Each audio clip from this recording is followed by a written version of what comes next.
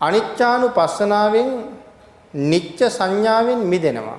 අනිත්‍ය වැටහෙන නිසා නිට්ටයයි කියන සංඥාව අතහැරලා යනවා, නිට්ටය සංඥාවෙන් මිදෙනවා. ඒ නිසා සඳහන් කරනවා සිත විශේෂයෙන් මුදවනවා කියන කාරණාව පැහැදිලි කරනවා නම් සංකත ධර්මයන් නිට්ටයයි. සදාකල් පවතිනවා. නිච්චා සස්සතා ආදී වශයෙන් මේ හේතුයෙන් ප්‍රත්‍යයෙන් හටගන්න පුළුවන් ධර්මතාවයන්. නිච්චා සස්සතා හේතුයෙන් ප්‍රත්‍යයෙන් හටගන්න පුළුවන් ධර්මතාවයන් හැම කල්හිම වෙනස් නොවි එක ලෙසටම පවතිනවා කියන එක තමයි නිට්ටයයි කියලා කියන්නේ. හේතුයෙන් ප්‍රත්‍යයෙන් හටගන්නා වූ සියලුම ධර්මතාවයන් කිසිම වෙනසකට භාජනය නොවි එකම විදිහට පවතිනවා කියන එකට තමයි අපි මේ නිට්ටය කියන වචනේ පාවිච්චි කරන්නේ. එහෙනම් සඳහන් කරනවා සස්සතා කියලා කියන්නේ මොන හේතුව නිසාද?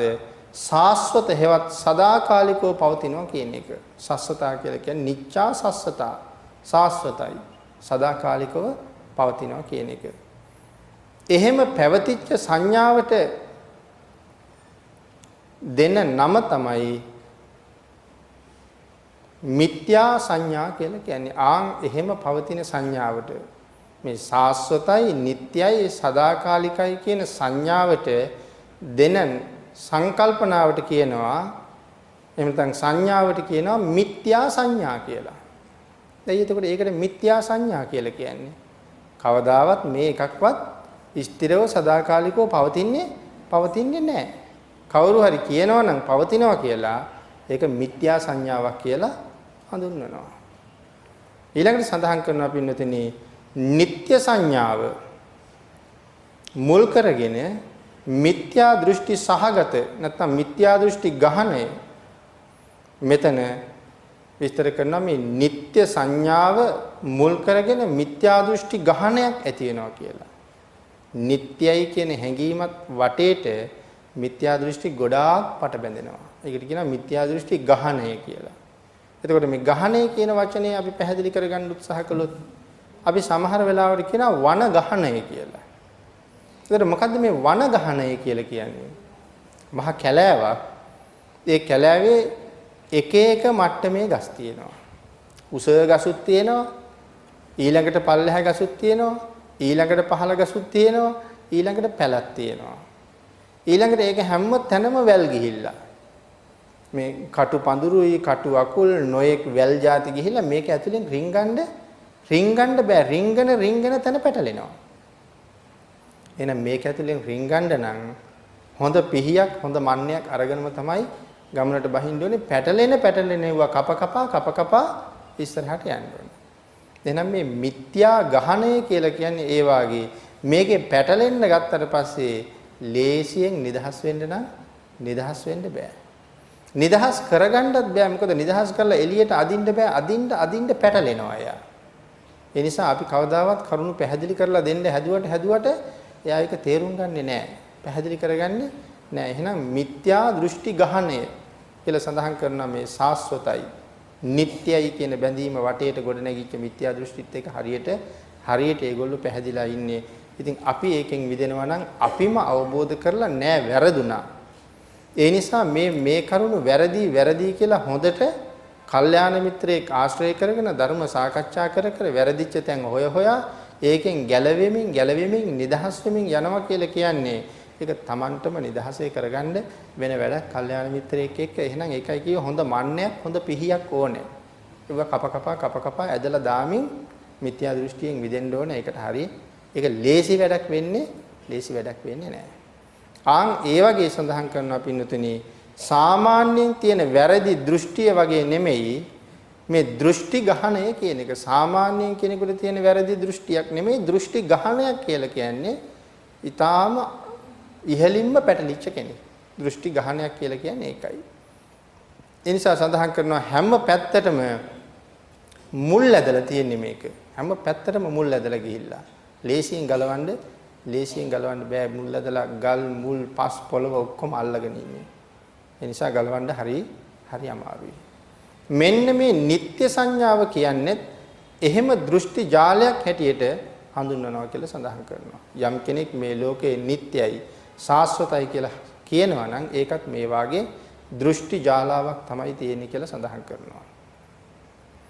ඒ නිසා සඳහන් කරනවා මෙතන සංඥා සීසේන චිත්ත දිට්ඨි නම්පි ගහනං දට්ඨබ්බං කියලා. සංඥා සීසේන චිත්ත දිට්ඨි නම්පි ගහනං දට්ඨබ්බං.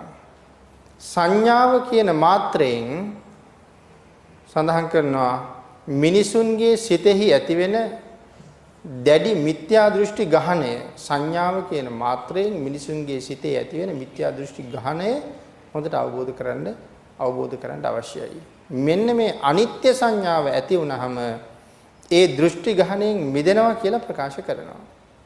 දැන් නිට්ටයයි කියන සංඥාවෙන්මයි ඉන්නේ. අනිත්‍ය සංඥාව ඇති වෙනවා කියලා කියන්නේ මේ සියලුම දෘෂ්ටි ගහණයෙන් එයා මිදෙන්න පටන් ගන්නවා. සියල්ල අනිත්‍යයි කියලා දකින්න පටන් ගත්තට පස්සේ අවබෝධ කරගන්න පටන් ගත්තට පස්සේ අර දෘෂ්ටි ජාලාවෙන්ම මිදෙනවා. එහෙනම් මේ පැටලිලා ඉන්නේ අනිත්‍ය කියන එක හරියට වැටහෙන්නේ නැති නිසා. ඒ නිසා පින්විතනි සඳහන් කරනවා මේ සැප සංඥාවත් හැම වෙලාවෙම සැප සංඥාවෙන් යම් කෙනෙක් යුක්තයි නම් මේක සැපයි දුක නෑ කියලාම කල්පනා කරනවා. මේක සැපයි දුක නෑ කියලාම යාට හිතෙන්නේ. සැප සංඥාවෙන් යුක්ත කෙනා. ඒ නිසා සඳහන් කරනවා මේ ලෝකේ මේ යම් කෙනෙක් ඉන්නවා නම් හොඳට ඉගෙනගෙන ඉන්නවා. ඒ නිසා හොඳ රස්සාවකුත් කරනවා. ඒ නිසා හොඳට සල්ලි මිල මුදලුත් තියෙනවා. ආහාර පාන වලින් අඩුත් නැහැ. ඇඳුම් පැළඳුම් වලින් අඩුත් නැහැ. වෙනත් අවශ්‍ය දේවල් වලින් අඩුත් නැහැ. හැබැයි මෙයා කිසිම පිනක් දහමක් කරන්නේත් නැහැ. නමුත් ධන සම්පත් තියෙනවා. හොඳට ජීවත් වෙනවා. කිසිම පින්කමක් කරන්නේ නැහැ. දැන් එයාගෙන් කවුරු හරි අහුවොත් කොහොමද කියලා. එයා කියනවා හොඳයි කිසිම කරදරයක් නැහැ කියලා. එයාට වැටහෙන්නේ නැහැ මේ ලෝකේ කොයිතරම් කරදරයක් තියෙනවද කියලා. ආන් ඒකයි එයා මොකවත් නොකර ඉන්නේ. ලෝකේ කොයිතරම් කරදරයක් තියෙනවද කියන කාරණාවවත් වැටහෙන්නේ නැහැ. ඒ නිසා සඳහන් කරනවා ලෝකේ කරදරයිද කියලා දන්නෙත් නැහැ කියලා. තේරෙන්නෙත් නැහැ ලෝකේ කරදරයි කියලා. ඒ මොන ලෝකෙද? මේ පවතින ලෝකෙත් එහෙමයි. මේ සංසාර ගමනමත් ඒක එහෙම්මම තමයි කියලා සඳහන් කරනවා. ඒ නිසා එයාට තේරෙන්නෙත් නැහැ, දැනගන්නෙත් නැහැ, දැනගන්න අවශ්‍යතාවයකුත් නැති නිසා එයා ලෝකෙන් මිදෙන්න දන්නෙත් නැහැ. මේ සසරින් මිදෙන්න දන්නෙත් නැහැ, මිදෙන්න අවශ්‍යතාවයක් නැති හින්දා. එයා හිතන්නේ කිසිම කරදරයක් නැහැ, හොඳින් ඉන්නවා කියලා. ආහාර පාන තියෙනවා, ඇඳුම් පැළඳුම් තියෙනවා, මිල මුදල් හම්බ වෙනවා, රැකියාවක් තියෙනවා. මේ කරදරයක් නැහැ. නමුත් මේ කරදරයක් තියෙනවා කියලා එයාට හැංගිලම නැහැ. අනිත්‍යයි කියලා හිතිලම නැහැ. නිත්‍ය සංඥාවෙම තමයි ඉන්නේ. මම මෙහෙම ඉන්නේ වෙනස් වෙනවා. දවසක ලෙඩ වෙනවා, දවසක වේදනාව ගෙනෙනවා, මේ තියෙන දේවල් නැතුව යනවා. මම මැරෙනවා. ඒ වගේ සංඥාවක් ඇත්තෙම නැති හින්දා කියනවා හොඳයි කරදරයක් නැහැ කියලා. ඉතින් ඒ කාරණාව මෙතන පෙන්වන්න පුළුවන් මේ නිත්‍ය සංඥාවේ ගැලිලා ඉන්නකොට වෙන දේවල්. අන් ඒ නිසා සඳහන් කරනවා මේ සත්‍ය දකිද්දී මුලින්ම දුක්ඛ සත්‍ය තමයි දකින්න ඕනේ කියලා. සත්‍ය දකිද්දී ඉස්සරලාම දකින්න ඕනේ දුක්ඛ සත්‍ය. ඉන් පසුව තමයි දුකට හේතුව දකින්නේ. ඉන් පසුව තමයි එයින් මිදීම මතක් වෙන්නේ කියලා සඳහන් කරනවා. ඉතින් එයින් මිදීම දකින්න ඕනේ. ඉන් පස්සේ ඉස්සරලාම දුක දකින්න ඕනේ. ඊට පස්සේ දුකට හේතුව දකින්න ඕනේ. ඊට පස්සේ ඒ දුකෙන් මිදෙන ක්‍රමය හොයන්න ඕනේ. ආන්ගේ මිදෙන ක්‍රමය හොයාගත්තට පස්සේ ඊට පසුව තමයි මිදීම ලබාගන්නේ මේ ක්‍රමයටයි කියලා දකින්න පටන් ගන්න. දුක දකිනවා, දුකට හේතුව දකිනවා, මිදෙන්න ඕන කියලා හිතනවා. ඊට පස්සේ මිදෙන්නේ මෙන්න මේ ක්‍රමයටයි කියලා ඒක දකිනවා. එහෙනම් ඉස්සරලාම මිදෙන ක්‍රමය දකින්නත් බෑ. මිදෙන හේතුව දකින්නත් බෑ. ඉස්සරලාම දකින්න වෙන්නේ දුක. දුක දැකලා තමයි දුකෙන් මිදෙන්න කල්පනා කරන්න වෙන්නේ. එහෙනම් ඉස්සරලාම දුක්ඛ සත්‍ය අවබෝධ කරගන්න කියලා පැහැදිලි කළා. දැන් අර කරදරයක් නැහැ කියන කෙනා එයා තාම දුකයි කියලා ජීවිතේ දැකලා නැහැ. ඒකයි එයා කියන්නේ කරදරයක් නැහැ හොඳින් ඉන්නවා කියලා. දුක කියන එක තේරිලාම නැහැ වගේ.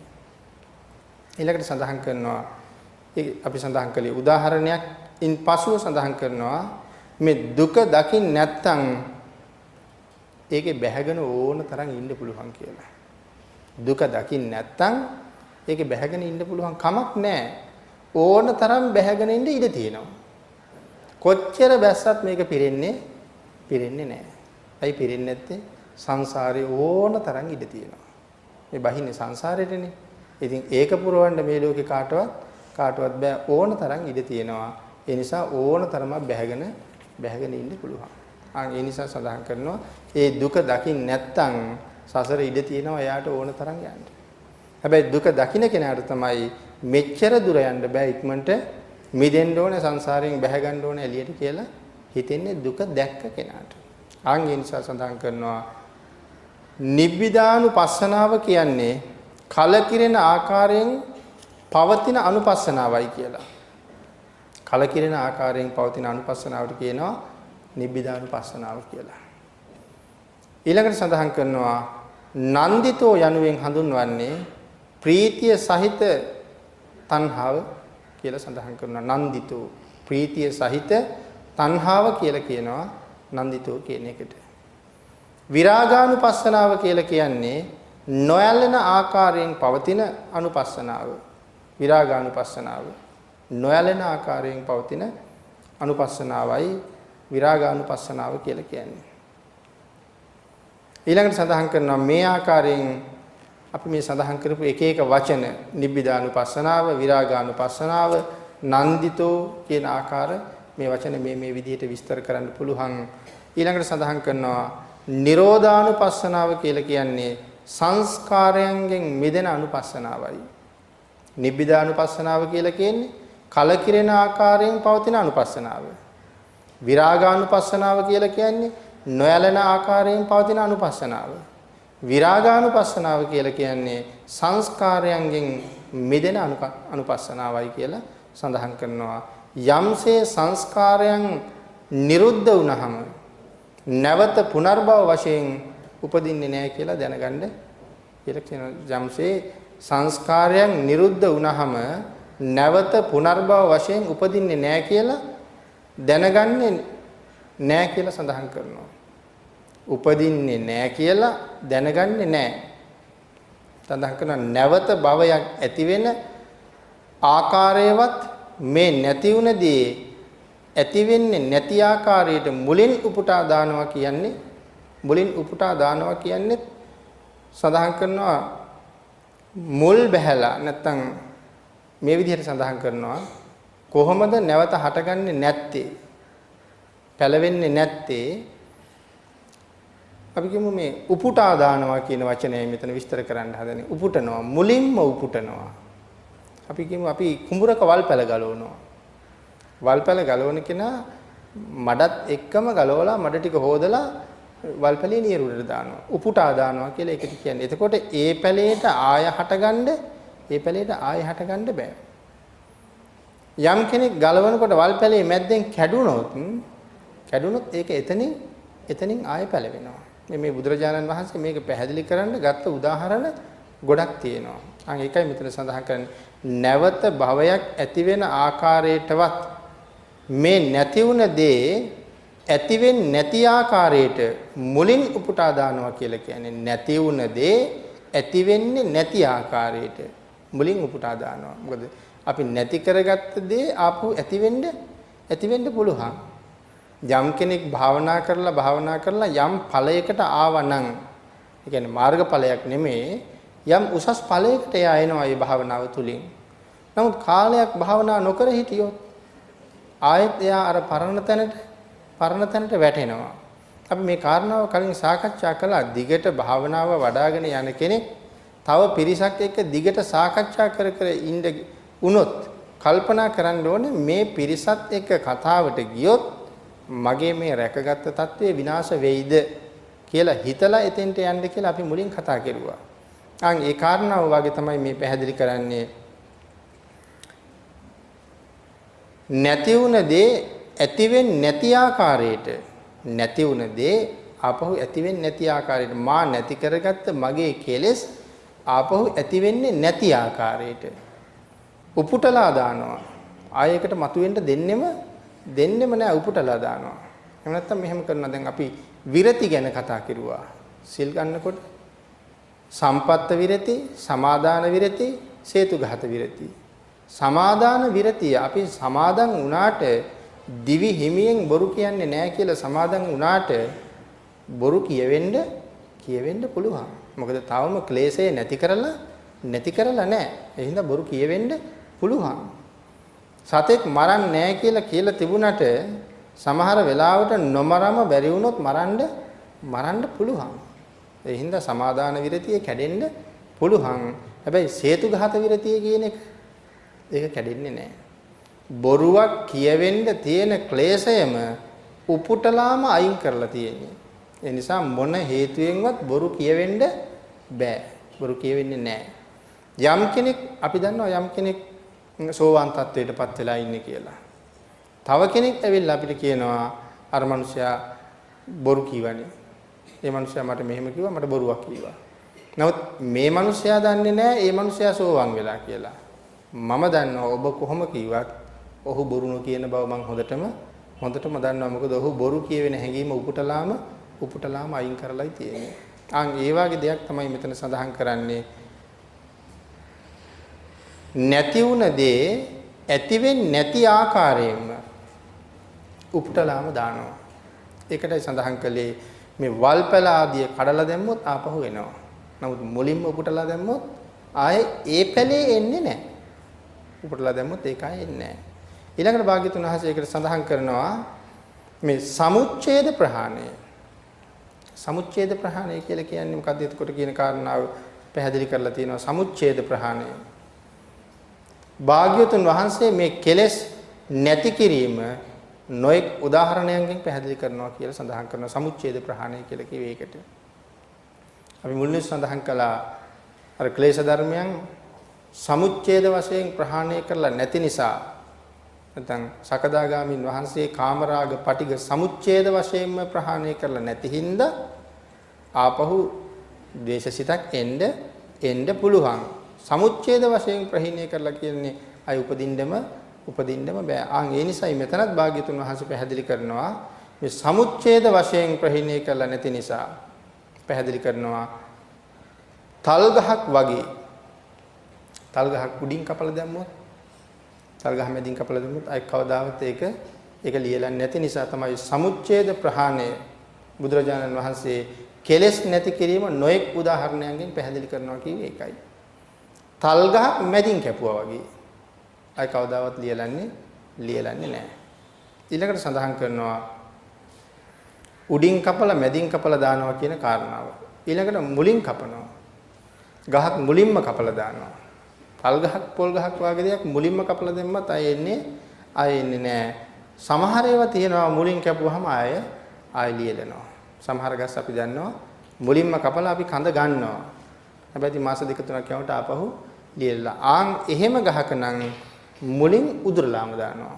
ගහත් කපලා මුලත් උදුරලාම දානවා. ඒකට සඳහන් කරනවා විනාශ කරලම දානවා. ආය හටගන්න තියෙන ඉඩවත් ඉතුරු කරන්නේ නැහැ. මෙන්න මේ ආදී වශයෙන් නොයෙක් පියවරවල්ගෙන් කෙලෙස් ප්‍රහාණය කිරීම සඳහා බුදුරජාණන් වහන්සේ කරුණු දේශනා කරලා තියෙනවා. මැදින් කපලා දාන්න, නැත්නම් මුලින් ගලවලාම දාන්න, උපුටලාම දාන්න. මේ ගලවන්න කියන්නේ කෙලෙස්. කෙලෙස් තමයි මැදින් කපන්න කිව්වේ. මැදින් කපන්න කිව්වේ ආයෙ උපදින්නේ නැහැ එතකොට. හැබැයි උදාහරණයක් දැක්වුවා මොනව මැදින් කපන්නද? පොල් ගහක්, තල් ගහක්, පුවක් ගහක් වගේ දේවල් මැදින් කැපීම ගැන එතන සඳහන් කරන්නේ. එහෙම නැත්නම් උපුටා දැමීම පිළිබඳවයි සඳහන් කරන්නේ. මුංචිතු කම්යතාහි අයං බලප්පත්තා. මුංචිතු කම්මතාහි අයං බලප්පත්තා කියලා කියන්නේ මුංචිතු කම්යතා ඥානය කියන අවස්ථාවේ මේ නිරෝධානුපස්සනාව බලප්‍රාප්ත වුණාම තමයි මේ මුංචිතු කම්මිතාව ඇති වෙන්නේ කියලා සඳහන් කරනවා. නිරෝධානුපස්සනාව බලප්‍රාප්ත වුණාම මුංචිතු කම්මිතාවය ඇති වෙනවා.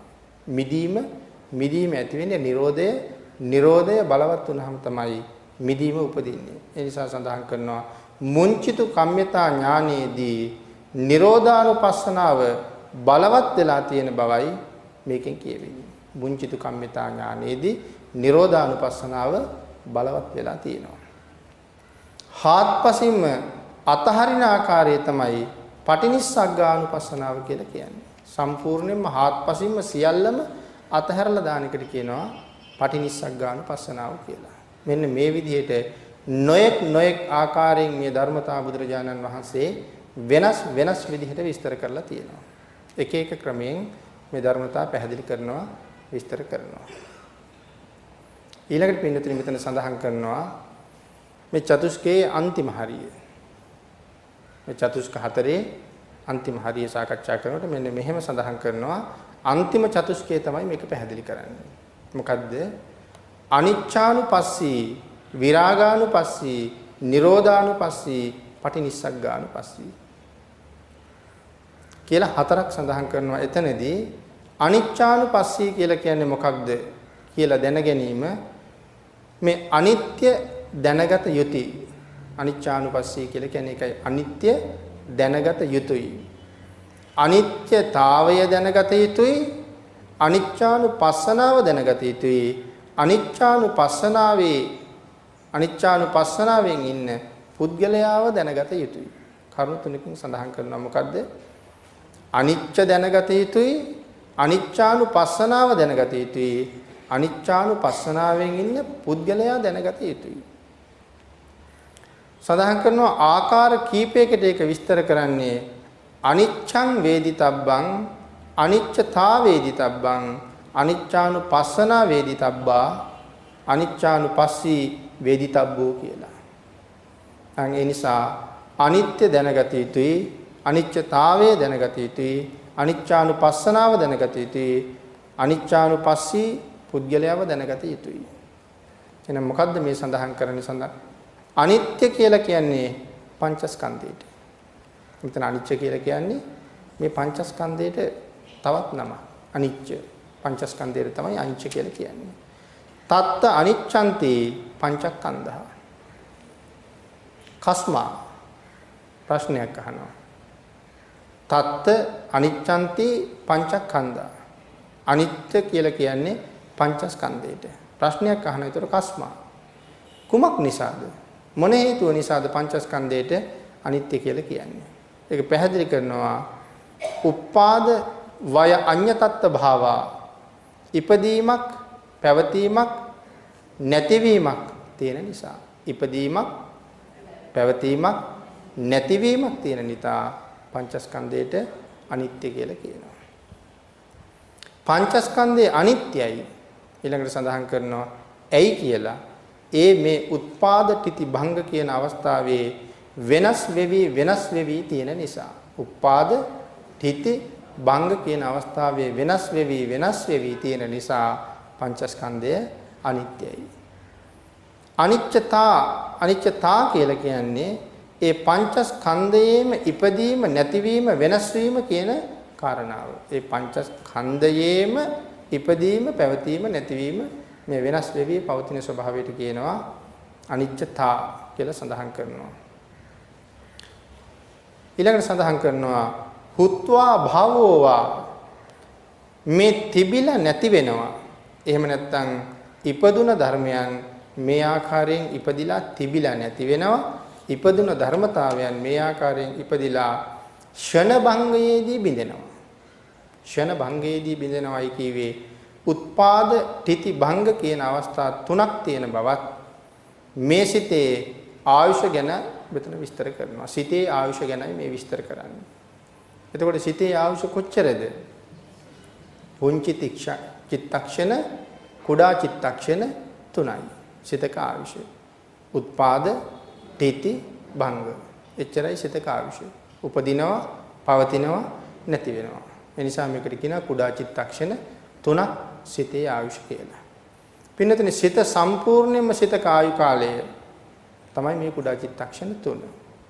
එතකොට සඳහන් කරනවා රූපයක ආයුෂ කොච්චරද කියලා. දැන් මේ සිතක ආයුෂ කුඩා චිත්තක්ෂණ 3යි. එතකොට රූපයක ආයුෂ කුඩා චිත්තක්ෂණ 51යි කියලා සඳහන් කරනවා. සිතක ආයුෂ කුඩා චිත්තක්ෂණ 3යි, උපාදටිති භංග. නමුත් රූපයක ආයුෂ කුඩා චිත්තක්ෂණ 51යි. ඒක කොහොමද සඳහන් කරලා තියෙන්නේ? ඒක සඳහන් කරනවා එක අවස්ථාවකදී හැදෙනවා. රූපනේ එක අවස්ථාවකදී හැදෙනවා. අවස්ථා 49ක් පවතිනවා. ඊළඟ අවස්ථාවේදී බිඳෙනවා. එතකොට කුඩා චිත්තක්ෂණ 51යි කියලා සඳහන් කරනවා රූපයක ආයුෂය. ඊළඟට සඳහන් කරනවා මේ ආකාරයට නාම රූප දකින්නවා. හැදෙනවා, පවතිනවා, බිඳෙනවා. නාම රූප මේ ආකාරයට දකින්නවා. අනිච්චානුපස්සනා කියලා කියන්නේ ඒ පංචස්කන්ධයන්ගේ අනිත්‍යතාවයේ වශයෙන් රූපාදී අනිත්‍යයයි බැලීම. අනිච්චානුපස්සනාව කියලා කියන්නේ ඒකයි. ඊළඟට සඳහන් කරනවා මේ සමහර අය හිතනවා අනිත්‍ය දකින්නවා කියලා. මේක විස්තර කරන්න හදන්නේ අනිත්‍ය දකින්නවා කියන එක. ඒක පැහැදිලි කරනවා අනිච්චානුපස්සනා කියලා කියන්නේ මේ අනිත්‍ය දකින්නවා කියලා විස්තර කරන්න කෙටියෙන්. අනිච්චානුපස්සනා. එතකොට තමයි අනිච්චානුපස්සනා කියලා කියහම තමයි අනිත්‍ය දකින්නවා කියලා හිතෙන්නේ. පස්ස කියන්නේ දකින්නවනේ. එහෙනම් අනිච්චානුපස්සනා අනිත්‍ය දකින්නවා. එහෙම හිතෙනවා. එහෙම හිතන්නේ අනිත්‍ය දකින්නවා කියලා මේ අනිච්චානුපස්සනා කියන වචනේ හින්දා. හැබැයි අනිත්‍ය ඇහෙන් දකින්න බෑ. ඇහෙන් දකින්න බැරි නම් ඇයි දකින්නවා කියලා කියන්නේ මේ අනිච්චානුපස්සනා කියන වචනේ හින්දා. ඒ අනිච්චානුපස්සනා කියන වචනේ එහෙමනම් යොදලා තියන්නේ ඇයි මේ කාරණාව විස්තරකරනද කෙටියෙන් සඳහන් කිරීමකුයි තියෙන්නේ. නිසයි සඳහන් කරලා තියෙන්නේ මේ විස්තර කරනවා කෙටියෙන්. මේ අනිත්‍ය කියන එක දකින්න බෑ. මේ කෙටියෙන් කියන ආකාරයයි අනිච්චානුපස්සනාව. නිසා දකින්න බෑ කියලාම විස්තර කරනවා. ඒ නිසා මෙතන විස්තර කරන්නේ පංචස්කන්ධයේ ඉපදීම, නැතිවීම, වෙනස් වීම, උපාද, වය, අඤ්ඤතත්තං කියන කාරණාව අවස්ථා තුන නිසා තමයි අනිච්චානුපස්සනාවක් ඇති වෙන්නේ. මේ අවස්ථා තුන උපාද, වය, අඤ්ඤතත්තං මේ අවස්ථා තුන නිසා තමයි මේ අනිච්චානුපස්සනාවක් ඇති වෙන්නේ කියලා සඳහන් කරනවා. එහෙම නැත්නම් අනිත්‍ය කියන එක මොහොතක තියෙන එකක් නෙමෙයි කියලා සඳහන් කරනවා. අනිත්‍ය කියන එක මොහොතක තියෙන්නේ නැහැ. නමුත් මේ උපාද වය අඤ්ඤතත්තං කියන නිසා තමයි එහෙම සඳහන් කරන්නේ. අවස්ථා තුන නිසා තමයි අනිච්චානුපස්සනාවක් ඇති වෙන්නේ. නැත්තම් මේක එක තැන තියෙන එකක් නෙමෙයි කියලා සඳහන් කරනවා. එක මොහොතක තියෙනවා නම් එක්ක උපාද. එක මොහොතක තියෙනවා නම් එක්ක උපාදේ වෙන්න ඕනේ. නැත්තම් තිතිය. එහෙමත් නැත්තම් භංගය. එක්ක උපාදේ නැත්තම් තිතිය. එහෙම නැත්තම් භංගය. විනාශ වෙන අවස්ථාව.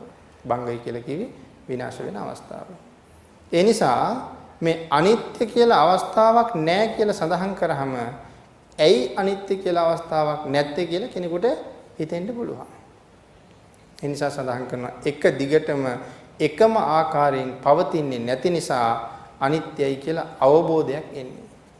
එක දිගටම එකම ආකාරයෙන් පවතින්නේ නැති නිසා අනිත්‍යයි කියලා අවබෝධයක් එනවා. නැත්තම් එක තැන පවතින දෙයක් නෙමෙයි. එක දිගටම එකම ආකාරයෙන් පවතින්නේ නැහැ.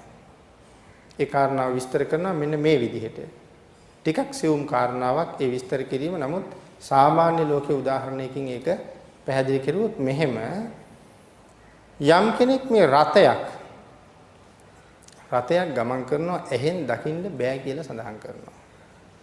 නමුත් ඉතින් අපේ ලෝකේ නම් අපි ඕන තරම් රත ගමන් කරනවා දකින්නවා.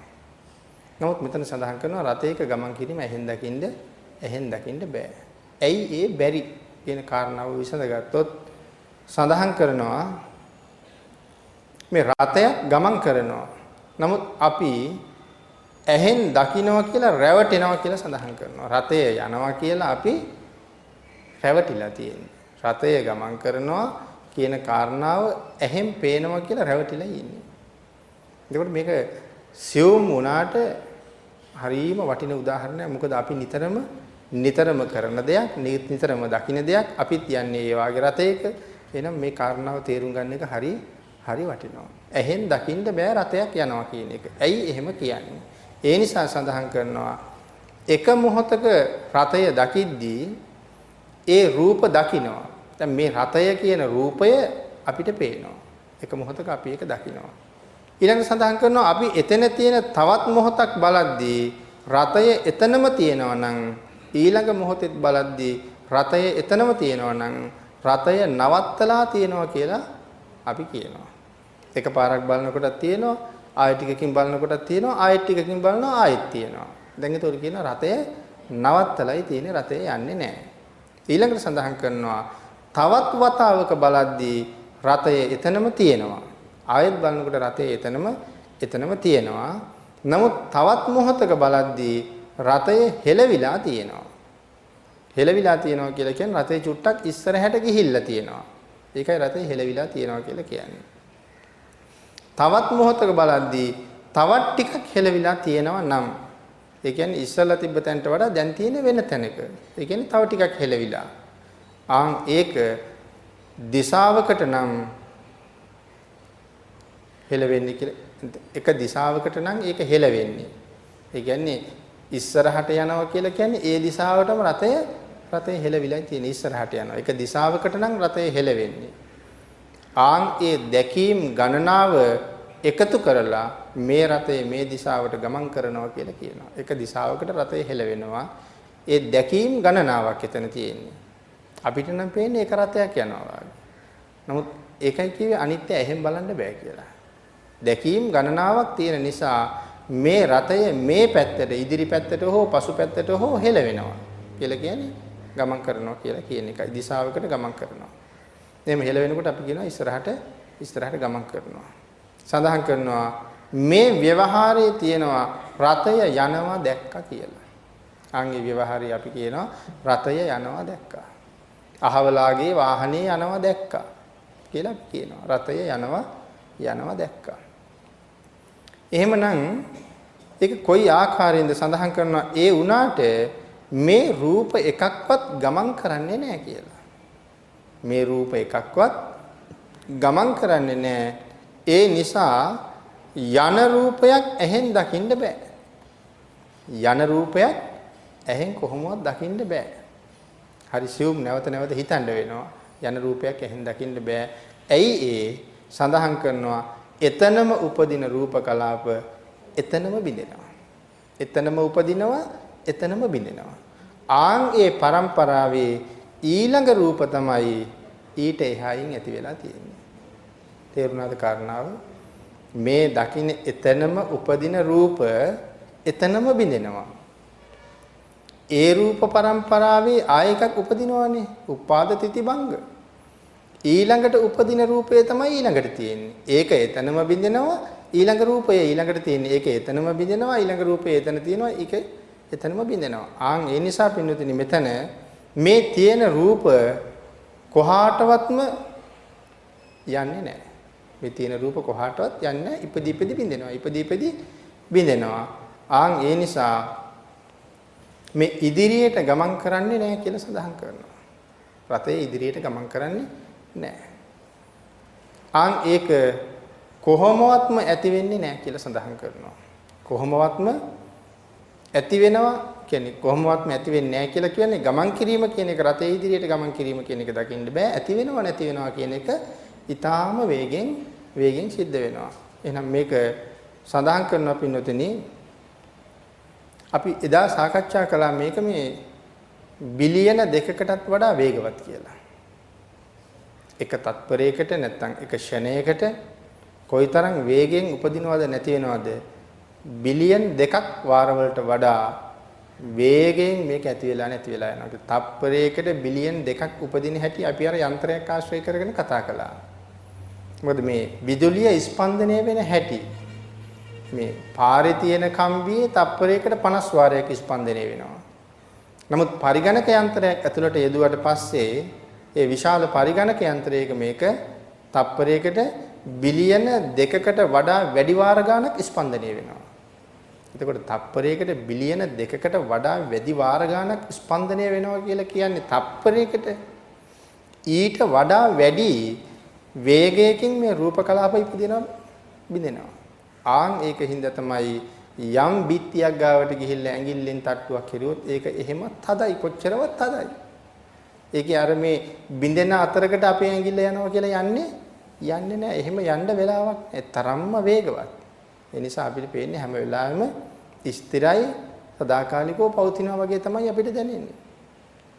එහෙමනම් රතය ඉදිරියට යනවා කියලා කියන්නේ මෙතන උපදින රූප කලාප මෙතනම විනාශ වෙනවා. නමුත් රූප પરම්පරාවේ ඊළඟ රූපයේ ඉස්සරහින් ඉපදෙනවා ඊළඟ රූපයේ ඉපදෙනවා. අපිට පේන්නේ රතය ඇදීගෙන යනවා වගේ මිසක්. නමුත් අපි දැක්ක රතේ ගියා එහෙම නෙමෙයි. මම දැක්ක පුද්ගලයා ගියත් නෙමෙයි.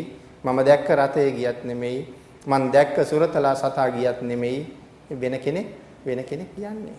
එහෙනම් මේ බණ අහන්න වාඩි වෙච්ච අය එක්කෙනෙක්වත් මෙතන කී පාරක් මේ අය නැති වුණාද මෙතනින්? නමුත් අර හිටපු පුද්ගලයා ඒ විදිහටම ඉන්නවා වගේ පේන්නේ. ඉතින් මේක ටිකක් කාරණාව හරි සියුම්. නමුත් මේ සදාතනික ලෝකයේ හැමදාම සිද්ධ වෙන්නේ මේ දේ. මිනිස්යාට විතරක් නෙමෙයි, රතේට විතරක් නෙමෙයි, ගහට කොළට විතරක් නෙමෙයි, මේ මහ පොළොවේ ඉඳලා සියලුම සිද්ධාන්තයන්ට සිද්ධ වෙන දේ තමයි මේ සඳහන් කළේ. උත්පාද තිතිබංග. ආන් ඒ නිසා මේ අනිත්‍ය කියන එක කවදාවත් ඇහෙන් දකින්න බෑ. ඒක විදර්ශනා නුවණකින් විතරමයි දකින්න පුළුවන් වෙන්නේ. අනිච්චානුපස්සනා කියලා පැහැදිලි කරන හින්දා විතරක් අනිත්‍ය දකින්නවා කියලා සමහර කෙනෙකුට හිතෙන්න පුළුවන්. ආන් ඒ කාරණාවයි එතන තියෙන්නේ. ඊළඟට පින්නතුනි සඳහන් කරනවා මේ වෙඩි උණ්ඩයක්. නැගිට රතයක් යනවා වගේ නෙමෙයි වෙඩි උණ්ඩයක් යනවා කියන එක. රතයක් යනවා වගේ නෙමෙයි ඊතලයක් යනවා කියන එක. වෙඩි උණ්ඩයක් යනවා කොහොමද ඇහැට පේන්නේ නැහනේ. එතකොට මේ වෙඩි උණ්ඩයත් ඊතරම් වේගවත්. නමුත් මේක යන්න පටන් ගත්ත තැන ඉඳලා මේක තුවක්කුවෙන් ගිලිහෙනකනොත් ඇතුලේ තිබ්බේ ඉපදෙමින් මැරෙමින් පවතිමින් ඉපදෙමින් මැරෙමින් ඉපදෙනවා ඇති වෙනවා නැති වෙනවා බිඳෙනවා එහෙමයි තිබ්බේ. නමුත් මේක දැන් අර තුවක්කු බටේ දිග යම් තාක් දුරට එනකන් එතකොටත් උපාදටිති භංගමයි. පිට වෙනකොටත් අතන මුලින් බලයක් යොදලා එළියට තල්ලු කරපු එක නෙමෙයි කටින් පිට වෙන්නේ. ඒ පිට වෙච්ච එක නෙමෙයි එතනින් එහාට යන්නේ. එතනත් මේ උපාදටිති භංග ඇති වෙවි නැති වෙවි තමයි මේ වේගෙන් යන්නේ. එහෙනම් මෙතනින් නිකුත් කරපු වෙඩියුන් දෙ නෙමෙයි අතන ගිහිල්ලා වදින්නේ. එතන වදින්නේ අලුත් එකක්. මෙතනින් මුදා හැරපු ඊතලේ නෙමෙයි අවශ්‍ය තැනට ඉලක්කයට යන්නේ වෙන එකක්. ආන් ඒ නික්මීමට එහෙනම් වෙඩි උණ්ඩේට වඩා වැඩි කියන කතාව කතා කරන්න ඕනේ නෑ. අපිට ඊට වඩා අවබෝධයක් තියෙනවා. තප්පරයකට බිලියන 2කට වඩා ස්පන්දන වේගයක් තියෙනවා නම් ඊටත් වඩා වේගවත් නම් මේක වෙඩි උණ්ඩයක් ගැන කතා කරන්න ආය ඕනෙම නෑ. එහෙමනම් මේ ලෝකේ පැවැත්ම ওই විදිහට තමයි මේ අනිත්‍ය කියන తত্ত্বය තියෙන්නේ. ඒ නිසා ඒ රූප කලාපේ ඇති වෙන තැනම ඇති වෙලා එතනම බිඳෙනවා. එතනම බිඳෙනවා. ඒ නිසා ඒ රූප පරපුරේ ඊළඟ රූපය තමයි එතනින් එහාට ඇති වෙන්නේ කියලා සඳහන් කරනවා. ඒ නිසා අපිට මේක ස්ථිරව පවතිනවා වගේ පේනවා. අන්න ඒ නිසා මෙතන තියෙන රූප නැති වෙලා තව තැනක පේන්න පටන් ගත්තාම අපි කියනවා මේක ගමන් කරනවා කියලා. මෙතන තියෙන රූප නැති වෙලා වෙන තැනක පේනවා. ඉතින් අපි කියනවා රතේ යනවා කියලා. එතන තියෙන රූප නැතිලා ආයතනක පේනවා අපි කියනවා යනවා. පුද්ගලයාත් එහෙමයි. හැම එකම එහෙමයි. ඒ හින්දා මේ අනිත්‍ය දකින්නවා කියන එක කොහොමවත් කරන්න බැරි වැඩක්. මේක අතිශයින්ම සියුම් වැඩක් ලෝකේ. ආන් ඒ නිසා සඳහන් කරනවා මේ කාරණාව දන්න අය මේක මනාව අවබෝධ කරනවා. දන්න අය මනාව අවබෝධ කරනවා කියලා සඳහන් කරන්නේ කොයි විදිහටද? තවත් උදාහරණයක් සඳහන් කරන්න පුළුවන් මේ චිත්‍රපටි පිළිබඳව. මේවා මේ උදාහරණ කියලා කීවට මේ බහුව්‍ය ලෝකෙන් මේ එදිනෙදා ලෝකෙන් ගත්ත එකක් නෙමෙයි මේ චිත්‍රපටිය කියන වචනය. මේ චිත්‍රපටිය ගැන අට කතාවෙත් තියෙනවා. එහෙනම් මේක කෙලින්ම ධර්මයේම තියෙනවා මේ චිත්‍රපටි කතාව.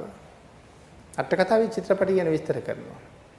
එතකොට කාටුන් කියලා කියන්නේ අපි සමහර අය හරි කැමති කාටුන් බලන්න. එතනක් තියෙන පින්තූර ගොඩක්. නමුත් මේ පින්තූර විවිධ දේවල් කරනවානේ. චිත්‍රපටියත් එහෙමනේ. ඒ කියන්නේ චිත්‍ර වලින් හැදිච්ච පටියක්. චිත්‍රපටි කියන්නේ ඒකයි. ඒකේ තියෙන විවිධාකාර රූප රාමු. ඒ රූප රාමු වේගෙන් යන නිසා අපිට පේනවා පුද්ගලයා ආත උස්සනවා, පාත් කරනවා, දුවනවා, නටනවා. අපිට එහෙම පේනවා. ඒ නිසා අපි ඒවට කියනවා චිත්‍රපටි කියලා. නමුත් අපි කවදාවත් හිතුවද මෙතන තියෙන රූප ගොඩක් කියලා? මෙතන තියෙන රූප රාමු ගොඩක්. දඟලන්නේ හෙල්ලෙන්නේ නැති රාමු ගොඩක් තියෙන්නේ. නමුත් අපිට අපූර්වවට පේනවනේ මේ දඟලන උඩුපයින්නවා. ඒක අපිට හිතාගන්න බැරි නම් මේ රූපයාගේ ඉපදීම බිදීම කොහේ හිතන්නද? ආන් ඒකයි මේක දකින්න ඇහෙන් බෑ කියලා. ඇහෙන් බෑ කියලා කිව්වේ ඒක විදර්ශනා ප්‍රඥාවකින්මයි. ඒ ප්‍රඥාව ලබාපු අය තමයි ලෝකේ හරියටම දැකපු අය. ලෝකේ ලස්සනට දැකපු අය. ආන් ඒකයි කියන්නේ ලෝකේ හැබෑ සුන්දරත්වය දැක්කේ මහරහතන් වහන්සේලා කියලා. අපි දැක්ක ලෝකයක් නෑ. උන්වහන්සේලා තමයි මොකද්ද ලෝකේ කියන්නේ කියලා දැක්කේ.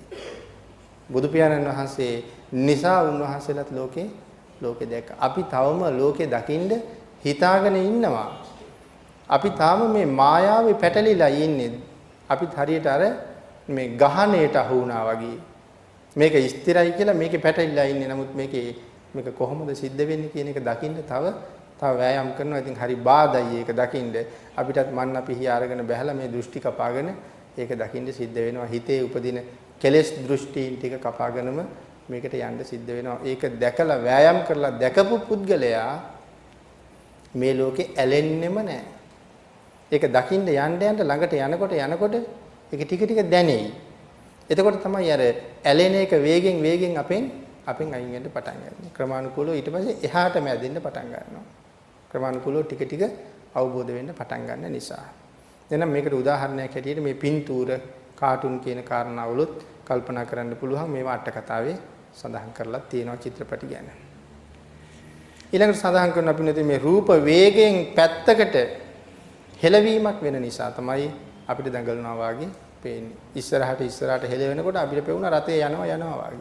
මේ රූපත් වේගයෙන් පැත්තකට ගමන් කරනකොට අපිට පේනවා ඒ පැත්තටම යනවා දඟලනවා වගේ පේනවා. එහෙමනම් සඳහන් කරනවා එක වස්තුවක් ලෙස මේක අපිට පේන්න තිබුණත් යම් වස්තුවක් නැත්නම් මේ යම් වස්තුවක් එක වස්තුවක් ලෙස පේන්න පටන් ගත්තත් සඳහන් කරනවා එක වස්තුවක්වත් හෙලවෙන්නේ නැහැ කියලා.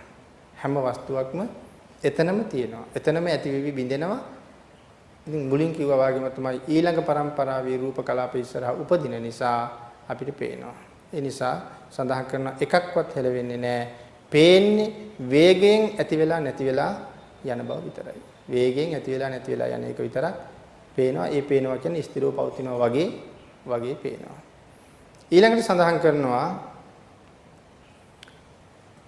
මේ වස්තුව මෙතනින් අරන් තව තැනකින් තිබ්බා.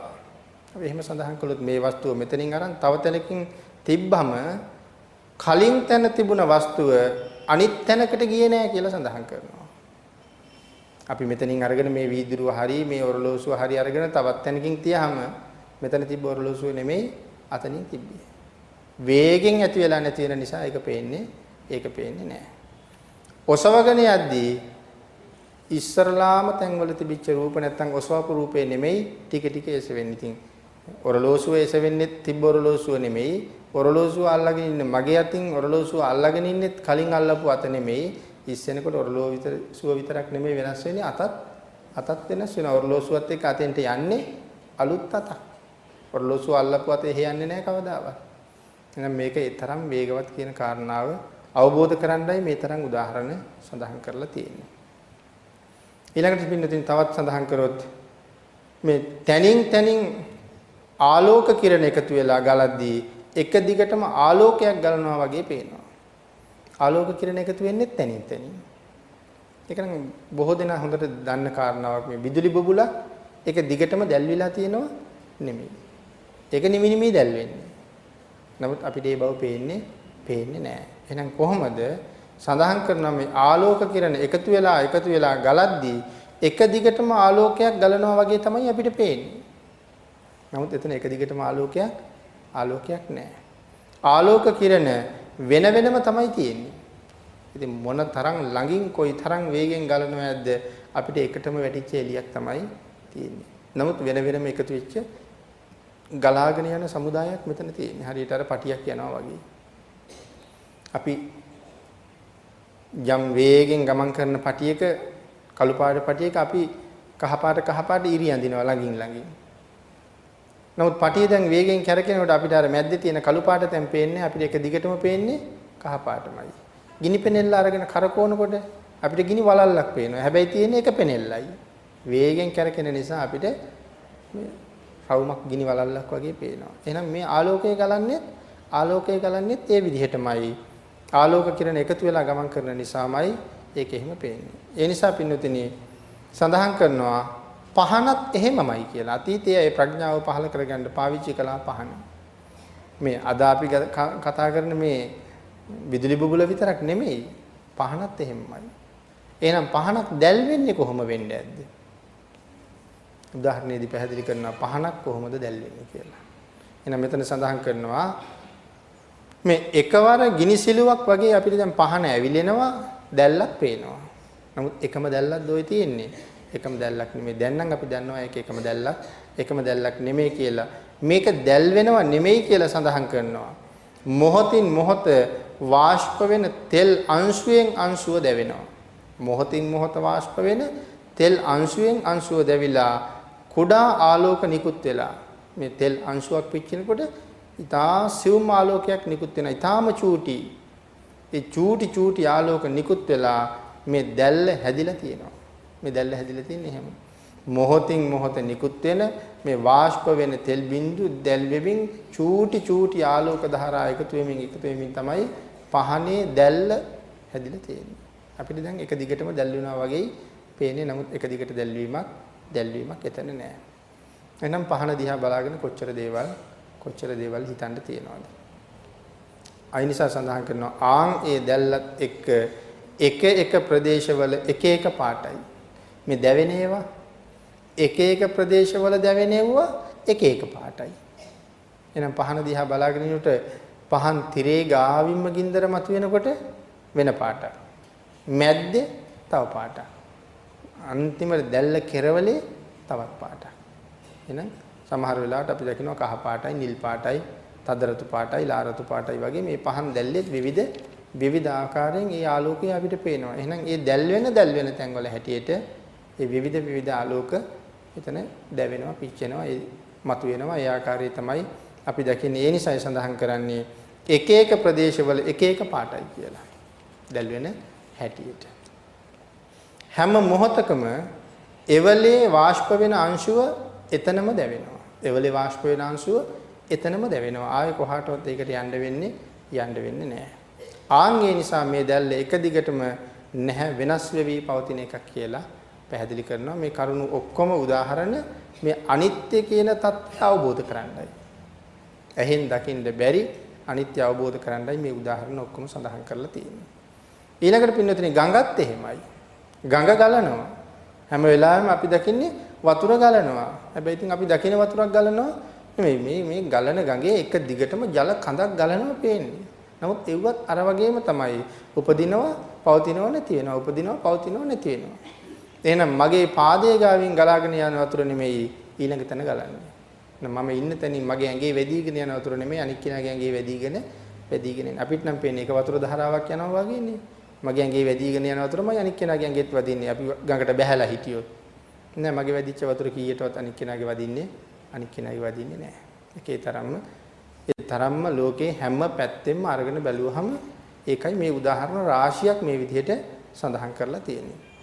සඳහන් කරනවා අන්න ඒ වගේ මේ සංසාරේ ක්‍රියාදාමයක් මේ ලෝකය කියලා කියන්නේ ක්‍රියාදාමයක්. මුළු සංසාරය කියලා කියන්නේත් මේ වාගේ එකක්. මුළු ලෝකයම කියලා කියන්නේ මෙන්න මේ වාගේ ක්‍රියාදාමයක් කියලා පැහැදිලි කරනවා. ඊළඟට පින්නතුනි සඳහන් කරනවා මේ අපට අයිති දේවල් ඇඳුම් පැළඳුම් රතවාහන ආදී සියලු දේවලුත් මේ ක්‍රියාදාමයක් කියන තැනටම අයිති වෙනවා ලෝකේ ක්‍රියාදාමයක් කියනකොට. මෙන්න මේ සත්වයා කියන්නේත් ක්‍රියාවලියකට. පුද්ගලයා සත්වයා කියලා කියන්නේත් ක්‍රියාවලියකට මමත්වයෙන් බැඳුන හැම දෙයක්මත් ක්‍රියාදාමයක්මයි කියලා සඳහන් කරනවා. මමත්වයෙන් බැඳගත් හැම දෙයකම තියෙන්නේ ක්‍රියාදාමයක්මයි. ස්ථීර වූ යමක් මේ ලෝකේ කිසිම තැනක නැහැ. ආන් ඒ ක්‍රියාදාමයේ ඇති වේගය නිසා අනිත්‍ය සංඥාව ඇති වෙනවා. මේ ක්‍රියාදාමයේ ඇති වේගය නිසා මෙන්න මේ අනිත්‍ය සංඥාව කියන එක ඇති වෙනවා. වෙනස් වෙවි යන ක්‍රියාදාමයේ ඇති වේගය නිසා. ආන් ඒ නිසා සඳහන් කරනවා සන්තති ඝන සමූහ ඝන ආදී වශයෙන් අභිධර්මයේ නම් මේ කරුණු විස්තර කරනවා. සන්තති ඝන සමූහ ඝන. ඉතින් මේ ටික සාකච්ඡා කරන්න අභිධර්මයෙන් තමයි කරුණු ගොනු කරන්න වෙන්නේ. අපි ඒ කාරණාව සාකච්ඡා කරන්න යන්නේ නැහැ මෙතන. ඒ විදිහට සඳහන් කරනවා පින්නතින් රතයක් ගමන් කරනවා දකින්නත් බෑ. දකින්නේ රතයේ එක තැන තියෙනවා විතරයි. කවදාවත් ගමන් කරනවා දකින්න බෑ. ආන් ඒ දැකීම් ගණනාවක් නුවණින් අවබෝධ කරගෙන රතය යනවද රතය තියෙනවද කියලා මේ ලැබෙන්නේ අවබෝධයක්. දැකීම් ගණනාවක් නුවණින් අවබෝධ කරගෙන රතය යනවද රතේ තියෙනවද කියලා අපිට ඇති වෙන්නේ අවබෝධයක්. ඒ නිසා සඳහන් කරනවා අන්න ඒ අවබෝධය අනුව බලන එකට තමයි මේ අනුපස්සනා කියලා කියන්නේ. අවබෝධයෙන් යුක්තව යමක් දිහා බලන එකට කියනවා අනුපස්සනාව කියලා. අනුව බලනවා. පවතින ආකාරයේ අනුව අවබෝධයෙන් යුක්තව බලනවා. ආන් එකට කියනවා අනුපස්සනා කියලා. ඒ නිසා සඳහන් කරනවා පින්නතුනි අනිත්‍ය කියලා දෙයක් ලෝකේ නැති බවත් ඒක එක මොහොතක දකින්න බැරි දෙයක්. අනිත්‍ය කියලා දෙයක් ලෝකේ නැහැ කියලා ඒ නිසා සඳහන් කරනවා. එක මොහොතක තිබුණ දේ ඊළඟ මොහොතේ වෙනස් වෙලා නිසා මේ අනිත්‍ය කියලා කියනවා. මේ මොහොතේ තිබිච්ච දේ ඊළඟ මොහොතේ වෙනස් වෙලා. ඒ හින්දා අනිත්‍යයි. එක මොහොතක තිබුණ දේ ඊළඟ මොහොතේ වෙනස් වෙලා හින්දායි අනිත්‍ය කියලා වචනයක් ලෝකෙට ඇවිල්ලා තියෙන්නේ. ඉතින් භාග්‍යතුන් වහන්සේ ත්‍රිලක්ෂණයෙන් මේක පැහැදිලි කරලා දෙන්න මේ කරුණ කාගෙන්වත් අහගන්නේ නැතුව තනියම දැකලා අවබෝධ කරගන්න මොන තරම් විශිෂ්ට වූ ඥාන ශක්තියක් උන්වහන්සේට අවශ්‍යද? කිසිම කෙනෙක් කියලා දුන්නේ නැහැ. තනියමමයි හෙව්වේ, තනියමමයි දැක්කේ, තනියමමයි අවබෝධ කෙරුවේ. මේ කියන සියලු දේවල් අපි කතා කළාට වඩා උන්වහන්සේ මොන කෝටි ප්‍රකෝටි ගණනකින් මේක දැක්කට අවබෝධ කළාද? එහෙනම් මොනතරම් ඥානයක් බුදුරජාණන් වහන්සේට ਸਰවඥතා ඥානයේ හැටියට තිබුණද කියන කරුණ අපිට හිතන්න බැරි නිසා භාග්‍යතුන් වහන්සේ සම්මා සම්බුද්ධමයි කියලා හිතන්නේ මේ සියලු දේවල් අපි එකතු කරගන්න නිසා. එhmenan පිළිතුරුනි අද ධර්ම දේශනාවට තියෙන කාලය නිමා වෙලා තියෙන නිසා අපි අදට ධර්ම දේශනාව මෙතනින් නිමා කරමු. අනිත්‍ය පිළිබඳව සාකච්ඡාවේ තවත් කරුණු ටිකක් අපිට ඉතුරු වෙලා තියෙනවා සාකච්ඡා කරන්න. ලබන සමහරවිට ඊළඟ දවසේ දේශනාවෙන් පස්සේ අපිට පටිසම්භිදා මග්ගයෙන් දේශනාවක් පටන් ගන්න පුළුවන් වෙයි.